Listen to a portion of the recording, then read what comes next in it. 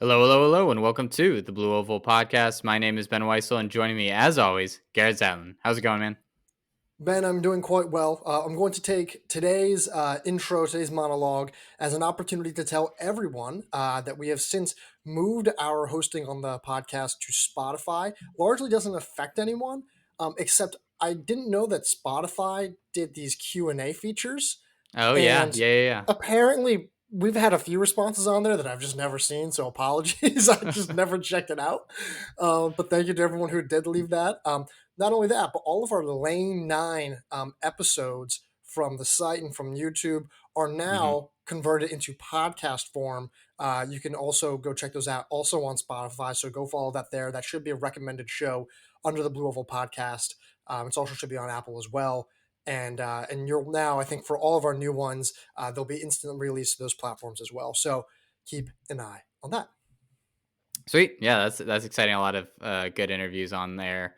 That'll be fun to take a walk down memory lane for me at least. But there's Yeah. certainly a lot. You learn a lot about these men and women that you do these interviews with, and I feel like it's helpful even like months after you because you kind of get a sense of what their headspace, who their mentality is, and how they approach racing. So certainly worth listening to. We did get one new rating on Spotify, none on Apple. Our little like possible debacle that we thought happened last week, all good, no problems. We're back. I So had a, it was, so you're good. Leave those ratings and reviews on Apple. We're all good. that was almost an absolute nightmare for anyone's listening. I thought I deleted our entire Apple library for a second. Um, and I almost did. And so I luckily did not. But Ben, we have quite a bit to get into today. At least some significant headlines, major performances from this past weekend. I don't even know where we should start, but where do you want to start? I think we got to start with the NCAA 1K record being broken by Yusuf Bizimana this past weekend. He ran 2:18.1 to beat the old record by about a quarter of a second. He had a pacer that pushed him out for, I think, like almost 700, it looked like. And he closed the door. It was just a really pretty evenly split run. And again, he looked every bit the 800 title favorite that we thought he would be coming into this season. And I wish I could say I'm surprised that he ran this, but I'm not. It's a spectacular performance. It's an NCAA record. There's like we have to be excited about these things, but at the end of the day, it really doesn't change our opinion on him or the 800 field, really. Yeah, I feel bad. I mean, there's really nothing to talk about. It's like, yeah, okay, you're saying he barely broke the record. Sounds about right. Like, he's talented enough to do it. He did do it. He's the best middle distance runner in the nation. We knew that, or at least we think he is, and we don't really have hmm much of a reason to doubt that. He ran 145 last year. He's returning. He's also, I think that the missing component in all of this is that, yes, he's primarily an 800-meter runner, but he was also hmm a mile All American. So he also has a little bit of that strength to kind of carry him that extra 200 if need be. So he's not like the typical pure 800-meter runner Yeah. in that sense. And I think that's why he was able to get this 1K record.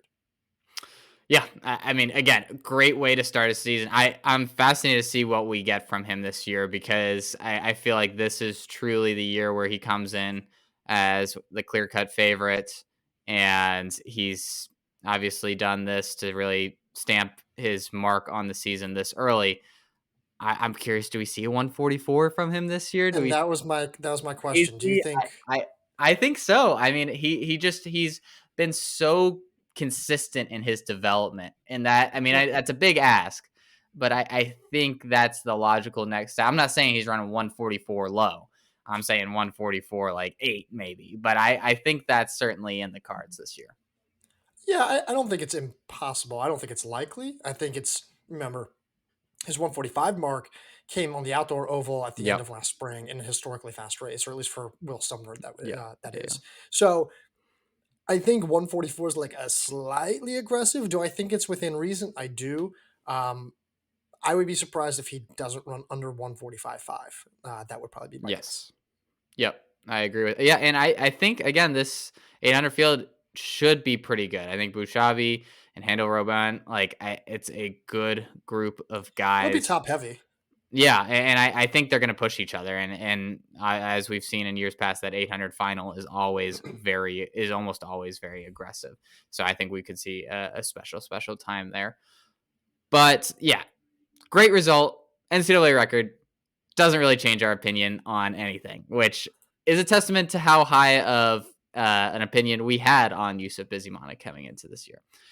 Let's go to some 3Ks and Luke Hauser putting down a fantastic mark in his first 3K of the year, running 7:40, easily beating the next collegiate, Haptom Samuel, at 7:45. It was funny in your article. You mentioned how this is like a significant like step down in distance for Samuel, or at least it Yeah, feels like it. yeah. And yet he still runs 7:45. But the main story is obviously Hauser. This is something that I feel like we could have predicted between his mile speed and what he did on the grass this past fall. 7:40 is right. It's as crazy as it sounds, about right for an opener for him. Yeah, and I'm not gonna lie, I thought I had a pretty good weekend for predictions. Yeah, you did. Here's a fun fact. If you look at all of my predictions, the ones where I got everyone like order right from like 1, 2, 3, 4, 5 was the women's 1K, I think, collegiately, which is ironic. It's like the That's names that I impossible. out. Yeah, which was very funny. But um yeah, I mean, like I kept like looking at this. I'm like, this is a fast field. It's gonna be honest for sure. Luke Hauser's coming off of a good cross country season. People think that it wasn't a good cross country season because it ended, poorly at the Right. regional meet. That's not how that works. It was actually great this fall, and you, like you said, exactly. It's that mile speed paired with that aerobic strength from the grass. I thought it was going to be a perfect mesh. Did I think he was running 740? No. Did I think he was going to run 743? Yes. I also predicted Samuel would run 745. Just saying. But the all of this in saying is that, or at least the question that I thought was, does he run the 3K at the national meet? I think it makes a lot of sense. Coach Powell hasn't traditionally liked to like split up his options. He likes to go full throttle in the Yeah. mile at our against our behest at sometimes. But I think it makes a lot of sense. You put him in the DMR. He can close that DMR, and then he can be one of the top contenders in a 3K. I mean, I it makes You sense. And don't then think he runs mile 3K double?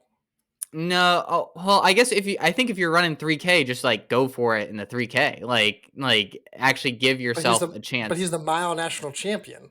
I Wouldn't it make more sense to be like, Yeah. hey, the mile's like your quote unquote race. You're the mile national champion, at least the defending mile national champion. You'd be completely fresh for the mile, and then hey, just do what you can in the 3K. No? Well, I think he will at least do that. Like there's no doubt. I think in my mind he will always do the 3K no matter what, right? Okay. Whether he Okay. runs the mile or not. It's more of like, I think the more interesting discussion is, hey, does he just go more full out for the 3K? You got a lot of other guys well positioned in the mile that aren't nearly as well positioned in the 3K, and you can be a lot more fresh for that DMR and avenge Oklahoma State from last year. Like I know it's crazy to say the mile reigning champion should not compete in that event this time this year, but there are a lot of pros to him not doing that. Yeah, I mean, here's the thing. I think in a tactical race like the national meet on a 3K, I think Hauser's going to be like, oh, he could be a problem for Yeah. sure. Like he's probably like I think he's ideally built for it. I kind of alluded to that in the article. Yep. At the same time, I also think the 3K. I think we're going to have It's another. loaded. It's going to have another 3K record this year. I'm actually fairly confident that we Yeah. will. I think someone's going to run under Bosley's mark. I think they could run 735 legitimately. I don't know who's going to do it. Someone will. So we'll see. And I think because of that, I'm a little more hesitant. But I think the combinations of what he could versus couldn't run, I think it's more likely than not he runs some kind of 3K in there. So Yep. Yeah, absolutely. And for Halftime Samuel, again, really good result. Coming off of a good 5K at BU in December. Do you how much of a challenger do you think he's going to be in any of these title races? Because obviously he was great in cross country. He can be he's an aerobic monster. Is he Nico Young, like, or are we gonna see him be able to challenge a little bit more for titles? Conventionally, people of his skill set, the aerobic strength based skill set, don't usually have that kind of turnover and speed that you need to kind of like kick and finish. Nico Young is kind of like, the name that I think maybe pops in there. There's probably a few others who I'm just not thinking of. There's actually a slew of men last year who are kind of part of that group, like Patrick Kiprop, I'd say maybe Hmm.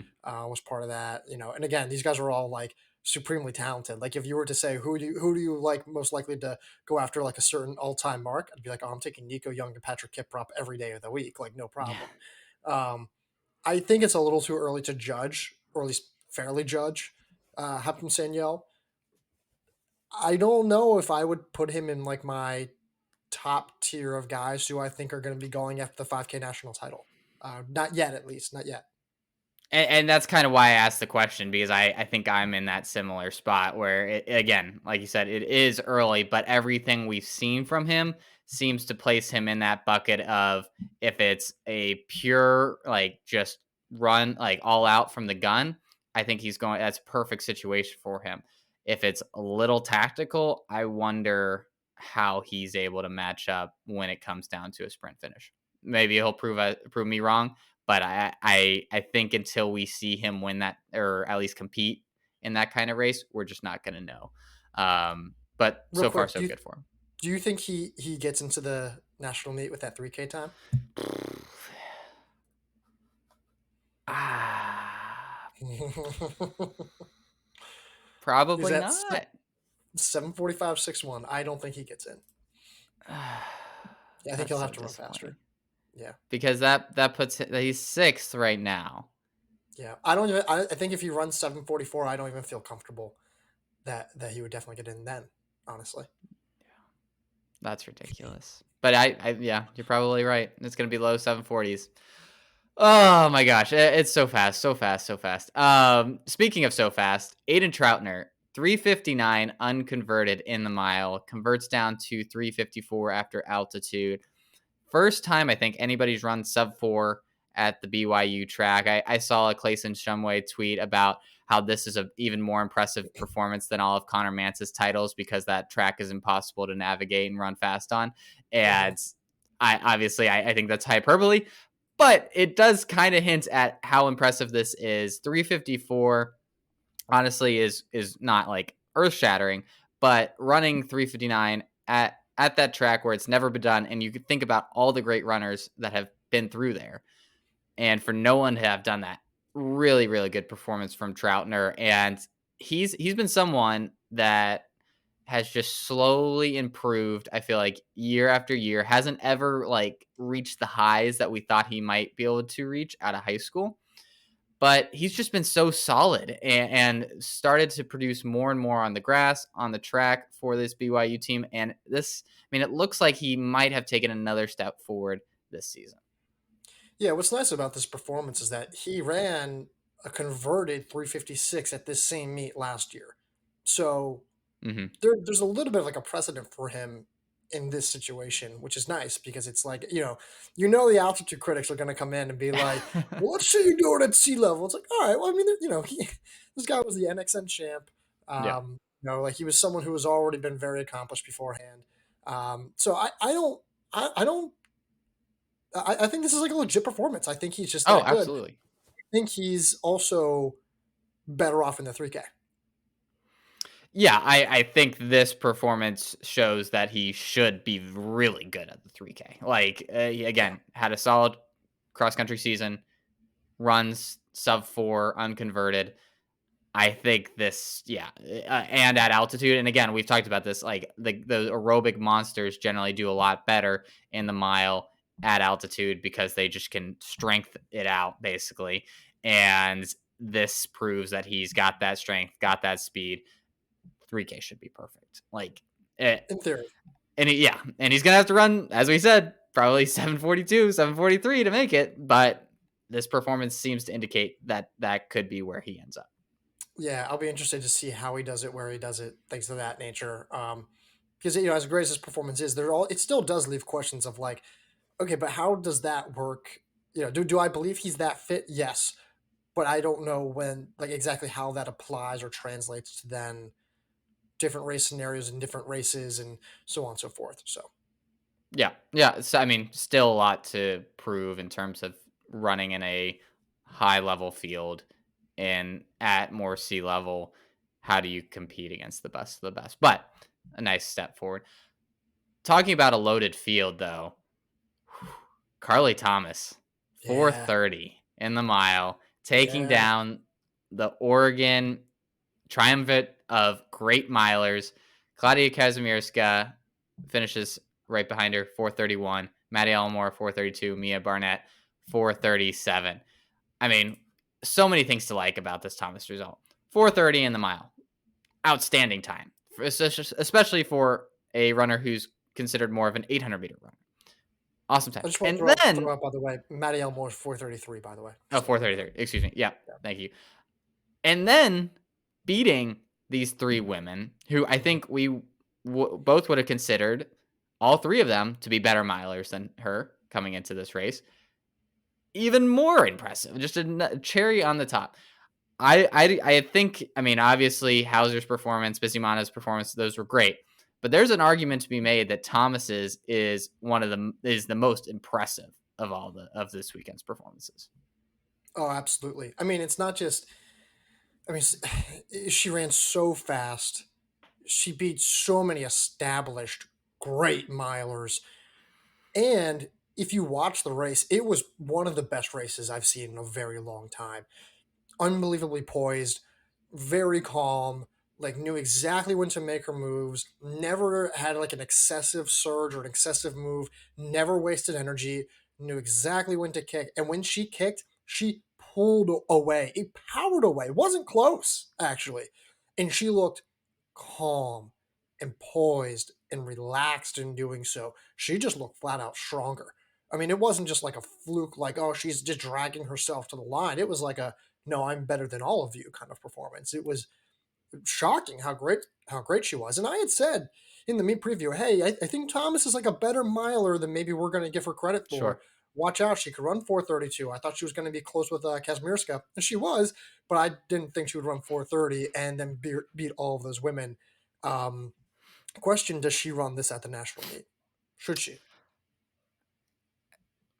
With how good the 800 is, I think probably. Yeah, I mean Yeah, it with I mean Willis, Whitaker, and Rose.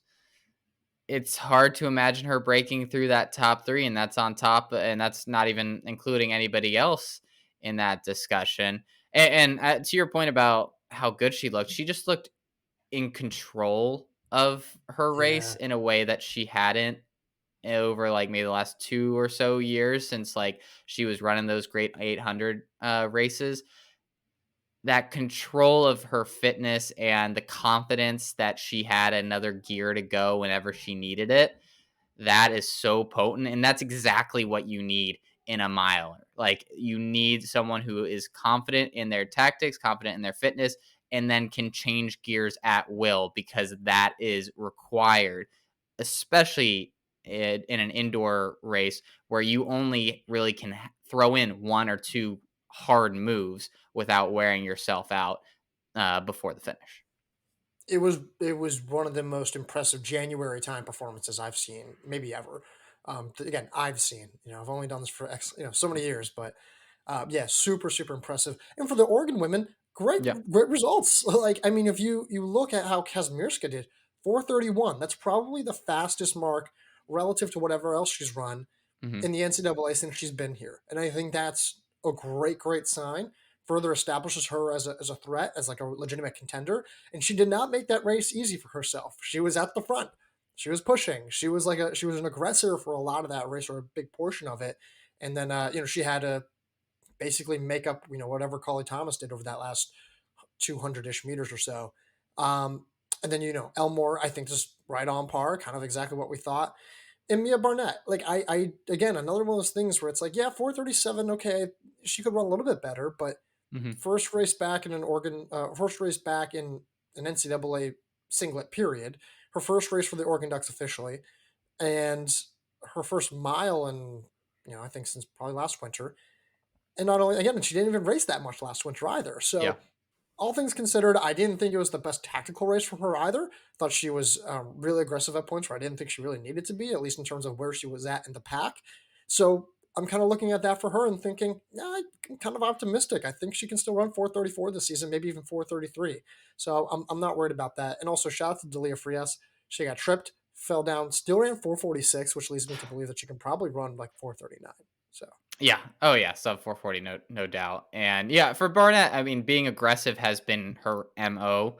And I'm curious to see if a year under Shalane Flanagan and running with the rest of these Oregon milers, if she'll back off a little bit, trust their plan, kind of run together as a team a little bit more. And especially as she's working her way back in. Clearly she's knocking some rust off, not at her best. I think I would almost say certainly she's going to run probably 434 or faster by the end of the year. yeah. Uh, it's just a matter of can she compete with her teammates and use them and use their tactics for her benefit rather than being so aggressive that she yo-yos back and forth. Yeah, yeah, I think that's a fair assessment. But great race, love this Yeah, race. I hope that sticks around in our end of season awards. I hope we recall this race when we go back to that. So, what's next? What's next on the docket? let's go to Amy Bunnage is 9033K. Took down Chloe Forrester's 905.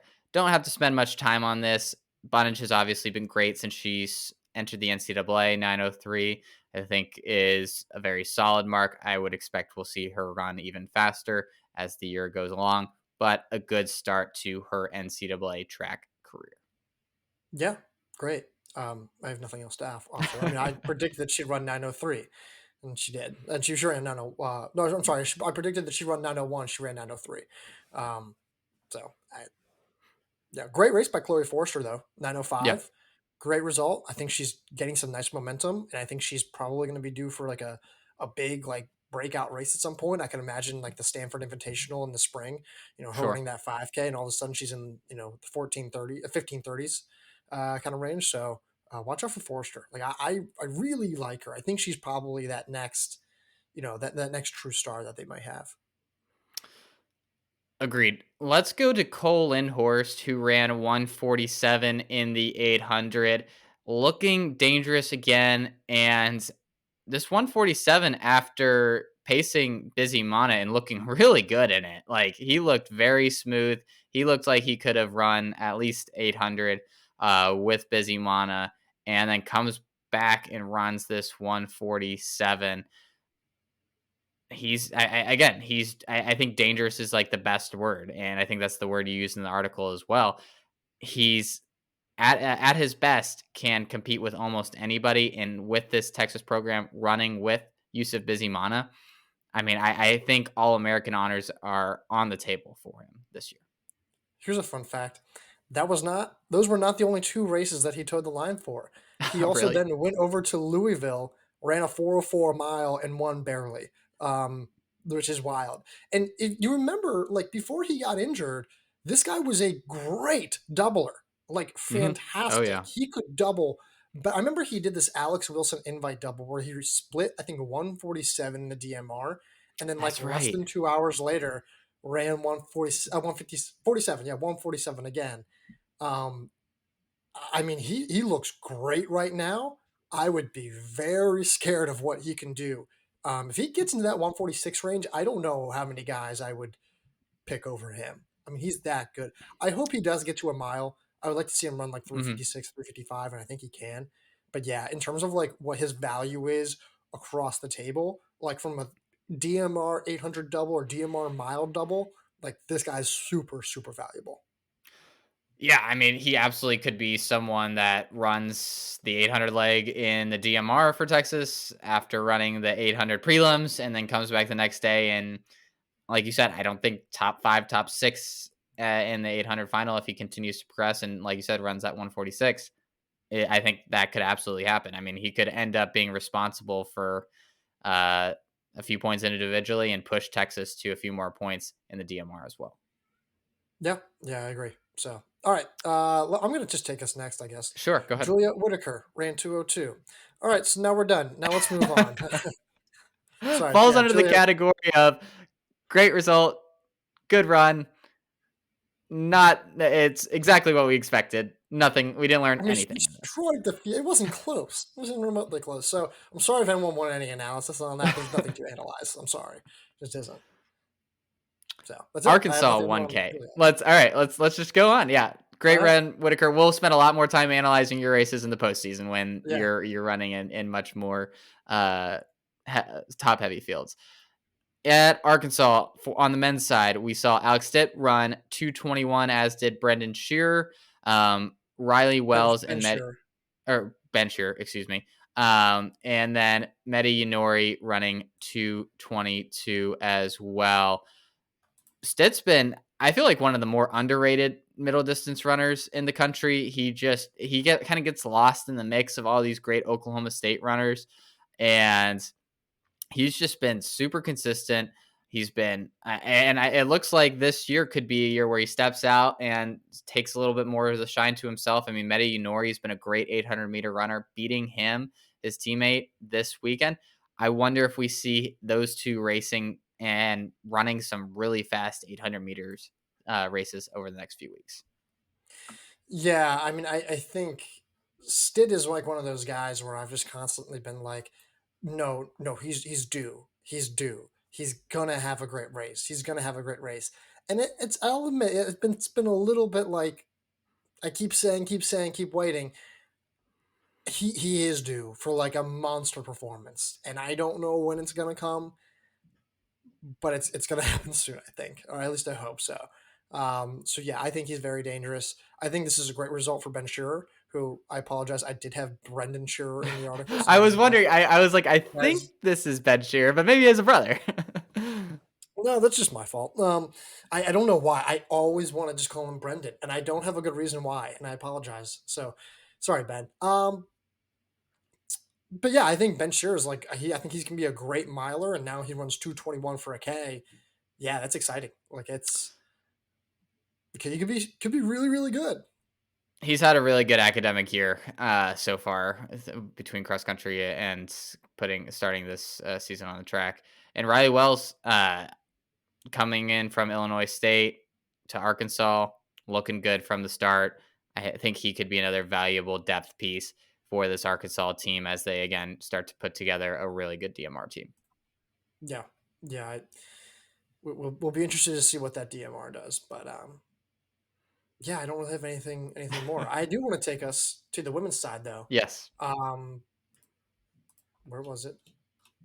I lost your sheet. There we go.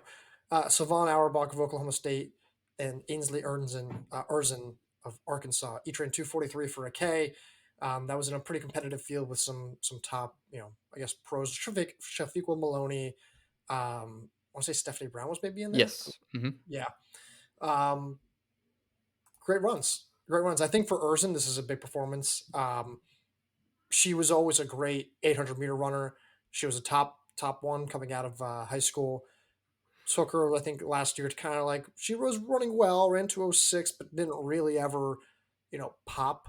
And now I think this performance could lead to being like, oh, she might pop. And so, pretty encouraging to see that. Then Auerbach, another steady race. She ran 437 in the mile. She's running 243 now. She watch out. She's pretty good.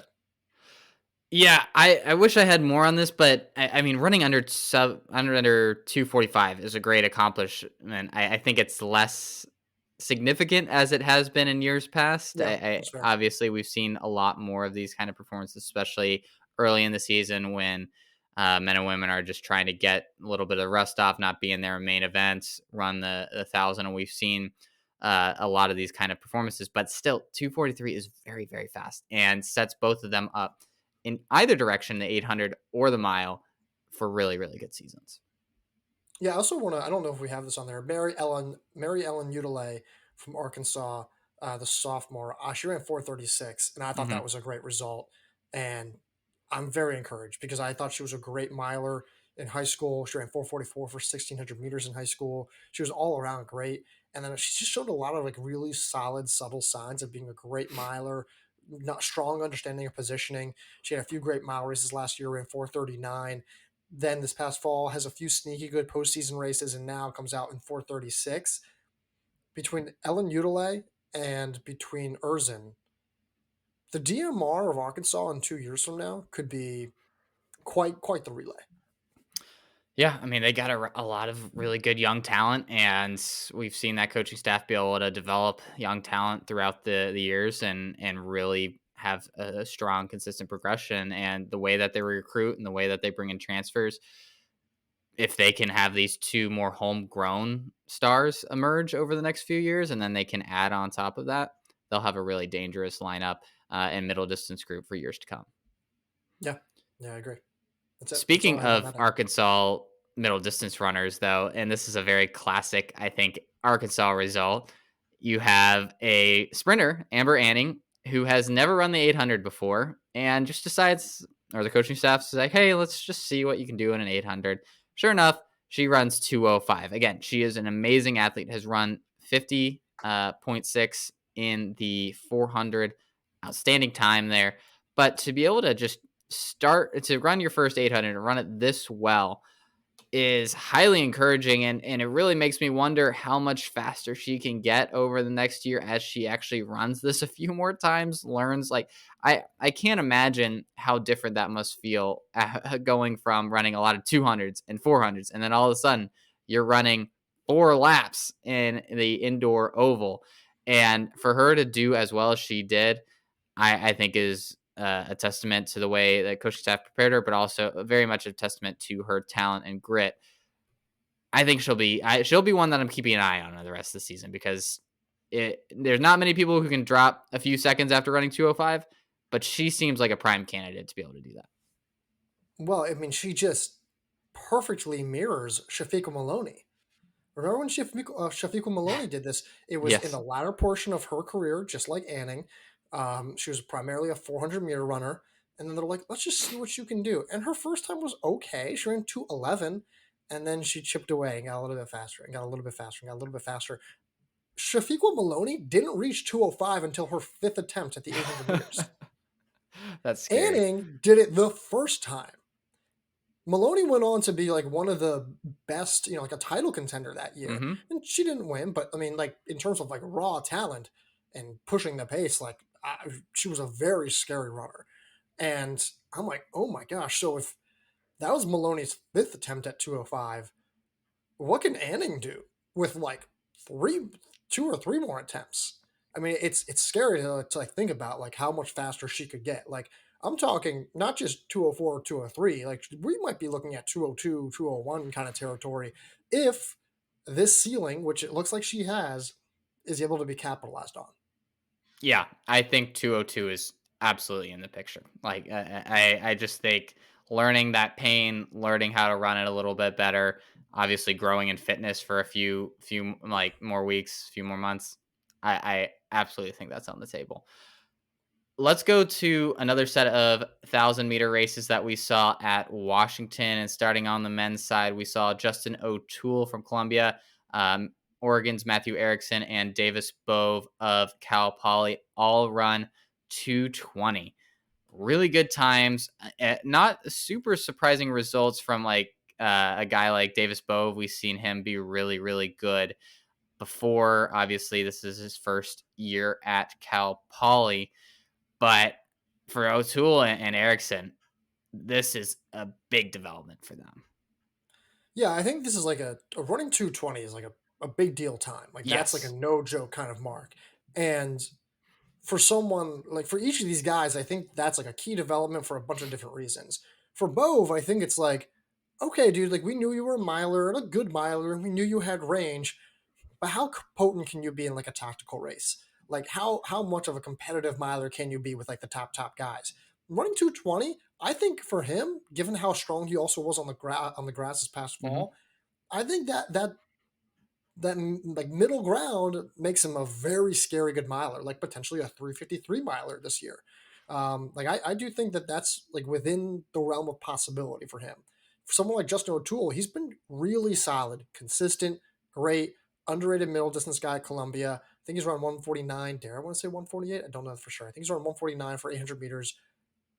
But he's just kind of been knocking on the door of a breakout season.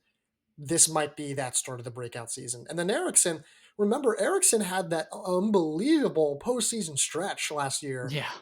where he went from like 148 to then 147 to 146 within 2 days. Excuse me.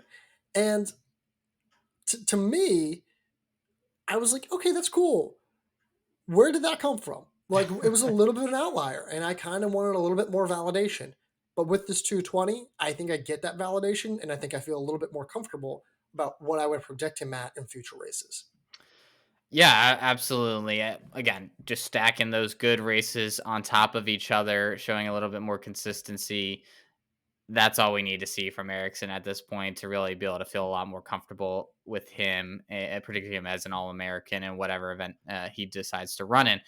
For O'Toole, is he related to the Garrett O'Toole that went to Columbia Oh, good question. I think you're thinking of Princeton. or Princeton? You're right. You're right. Um, but That's a he good was question. was he somewhere else too? But while you're Yes, looking, yes. He was Arizona State, I think, right? that sounds right. Yes. Yeah. Pulling up Here we go. bio. His blah, blah, blah, blah, blah, his four siblings. Garrett. Yeah, I think his brother. Yep. Yep, yep. That's his brother. Very, very fast family. And I dare say he has the 1,000-meter family PR now. So I I think would think he does. that's pretty impressive considering how good his brother was. But yeah, for Bove, 353, yeah, it sounds kind of crazy, but the way times have been progressing and him being with Ryan Van Hoy now at Cal Poly, for like you think about the difference in like how much the 800 mile were a focus for him or for the program at LSU to how much of a focus they are at Cal Poly. It wouldn't be stunning to see him have a big set of improvement this year. Also, just want to throw this out there. Justin O'Toole, I apologize. He has a 147 PR. I don't know how I Whew. missed that. I think he ran that at Wake Forest last spring. So, long story short, he's essentially beginning to get really, really dangerous at a really scary time. So watch out for him. Yeah, Bove. I think Bove, if we were doing like a power rankings of like, among these three guys, I'd Yeah, probably put Bove at the top. Like he's just his value is great. He's going to be a stud miler. He can kind of be competitive in everything. Brings you value across all three seasons. And now you run 220. Like you said, I think the ceiling for him in terms of what he can bring this season, yeah, he might be that dude. absolutely. Let's go to the women's side of the 1,000 meters at Washington. Laura Pellicoro of Portland and Ella Nelson of Oregon, both running 242. Again, mentioned that we've seen a lot more of these like sub 245 or sub 243 results, but this is like kind of what you would expect, especially from Pellicora, who's been great for years. This seems like a very predictable result, and again shows that they're both, I think, ready to really be All American threats going into this year. Yeah, I mean, I think this was an important race for both of them. Just for Laura Pellicoro, it's like, hey, listen, like I think she's kind of in the fringes of the mile national title, mile qualifying, excuse me, conversation, and I think this kind of helps her, and I think it Hmm. certainly puts her in the conversation to be like, hey, even in a year where the mile I think is going to be certainly wide open for the national title, but I think it's going to be exceptionally So deep. deep, yeah. Yeah, I think it's gonna be crazy, crazy deep, and I think that's gonna, be a challenge for Pellicoro. So the fact that she's at 242 for a K leads me to believe that she's still very much in the hunt. And then Ella Nelson, it's the same thing for the 800 meters. Like Hmm. the 800 meters is going to be just, you know, maybe more It's top heavy loaded than at the deep. top and the Yeah, bottom. yeah. I mean, but still, I think she's had a really nice, year. Considering what she did last spring. Now she runs 242. I'd be I'm encouraged about what this means for the rest of their seasons moving forward.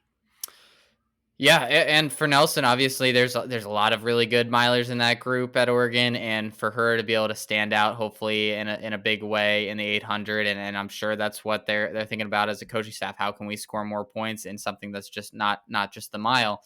And I think she gives them an opportunity to possibly do that this year in the 800, and obviously, this is a really good first step towards doing that. I didn't think about that.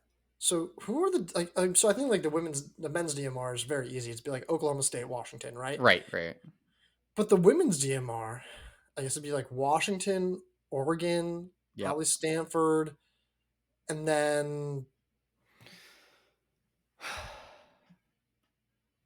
I don't know. Yeah, I'm trying to think of. Could it maybe Florida? I guess get into that. Yeah, you would. I doubt that they would put all those resources in at the actually at the national The national, championship. right?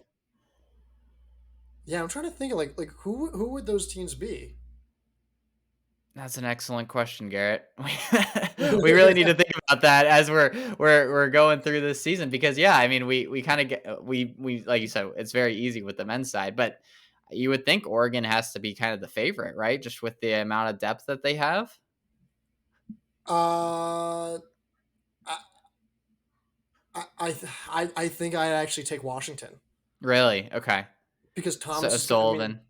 yeah, when you have Thomas and O'Sullivan running as well as they Yeah, do, I don't know. I mean, like Marlena Prey, I remember, is still there. sure. Um, They I mean, I'm have sure. what's her name from that just transferred there from Bradley. Why Oh, am I forgetting her Wilma name? Nielsen. Yeah, she might Yeah, push them Wilma. over the edge because she can do I mean, anything. Wilma Nielsen's a 238 1K Yeah. runner paired with a 237 1K runner paired with a 239 like 1K runner. Like I'm that they might break their own record from Yeah, last year. that's fair. Yeah, I had forgotten I her forgot about too. Nielsen too. Yeah, That's really good. that's scary good actually. That might be like a oh my god DMR kind of They deal. both the men and women could break the DMR record in the same meet for Washington. Like And that it's would be both of their same records. right, exactly. That would be wild to see them both break their own records in the same meet. And they could Oh wait, absolutely do it. is it Washington? No, who has the record? Is it I Washington think or Oklahoma Oklahoma State State? has it, right? Yeah, you're right. Oklahoma State Yeah. has it. Yeah, there was sorry, Oklahoma State. Yeah. Yeah, wild stuff. Yeah. So Yeah. that's Well, hey, we're back in it. We're back in track. we're We're back. talking about the So back. DMRs. We're talking about what each team's roster looks like, and it's not just like how well you can run an 8K or how well you can run a 10K on the grass. We're talking about versatility, talking about speed, talking about tactics, finishing. I love these We're buzzwords. back into it. These are great. Yeah. I'm always just like, guys, you gotta use some buzzwords. Ben has clearly learned. Yeah, by the way, it's Oklahoma State 916.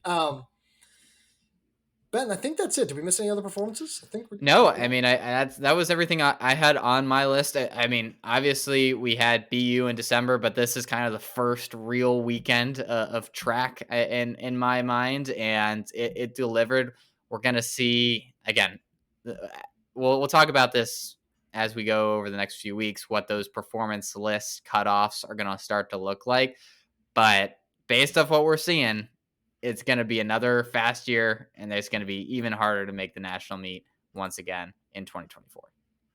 Yeah, it's gonna be I'm excited. This is great. Like I was Yeah, already excited.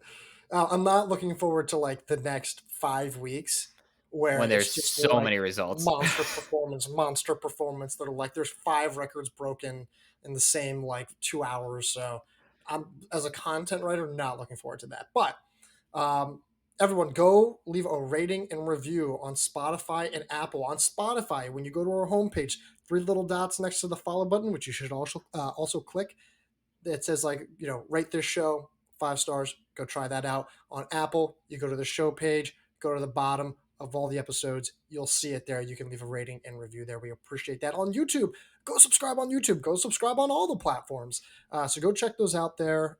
We have more stuff coming soon. And then again, Lane 9, it's on Apple, it's on Spotify, it's going to be on a few other items as well. It's on YouTube as well. Top interviews, top names. That's coming back very, very soon. Go check that out. Ben, do you have anything else? That's it for me. Until next week, I'll talk to you. I'll talk to you.